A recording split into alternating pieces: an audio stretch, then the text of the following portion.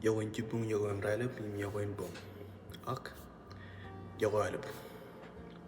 Atin ganan on the behalf of all the children Naomi has taken care of.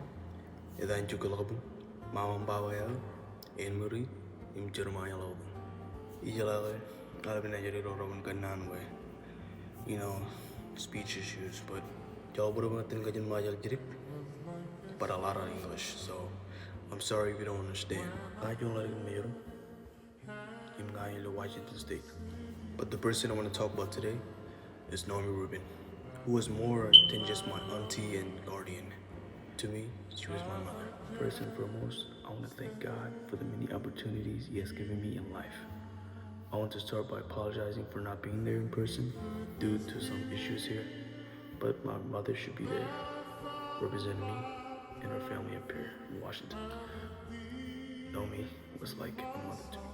She cared for me, she watched me grow, and even though I was a pain in the butt, she was always there to support me. Naomi was one of a kind. She was an artist, a barber, and she was tireless when it came to watching her kids. She was different than any of my aunties or even my mom, because instead of chasing her dream and exploring it, she put them aside to care for others. That was Naomi. If a parent was busy, any year, without question, Naomi took time, real time, to care for every child around her. I still remember when I first came to the US, the first thing I ate, believe it or not, was cheeseburger. Naomi made sure I tried it. Wow. I'm glad she did. Cause to this day, cheeseburger is still my favorite thing on the McDonald's menu. That was Naomi, making even the littlest moment memorable. There were times when we had our arguments, and yeah, it's always out of love. To my cousins who used to live in the 611 basement, you know who you are. We drove Naomi's blood pressure way up because of how loud we were. We were little troublemakers, but through it all, she stayed with us, watched us, cared for us. And the reason why we know to clean and do all the other stuff, no. Actually, one of my cousins who wanted to be a barber, you know who you are. He learned just by watching, paid attention, and found his new style. And he got so good that he started charging his own cousins for a mujabar. No, I'm just kidding. But really though, everything I learned was from Naomi. She passed on her skill, her discipline, and her hearts. One thing that I didn't tell you, she was strict, really strict. Our minds were trained to be home at 8. If someone came home late, just know it's a good day. It's a good day. That's all I'm gonna say.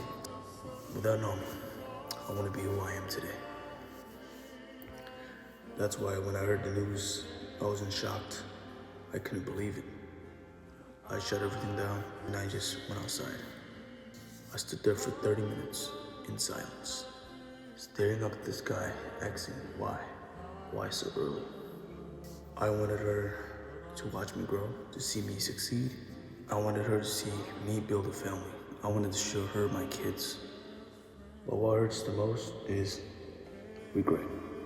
The calls I didn't make, the check-ins I skipped, the time I thought I still had.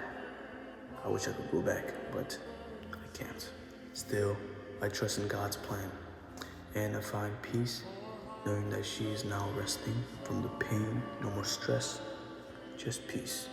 She left behind children who will carry on her strength, her values, and her love in the future. She planted the seeds in all of us, and we will grow in her honor. The reason why I did this video, because I know the boys will be shy, but I'll be the first. If one of the boys do, right on. We're not here to be sad. We're here to be happy. Happy that she is now resting. But one thing I can say though, on the behalf of everybody here, we love you, Naomi, and we miss you. I'm sorry I couldn't be there. Goodbye.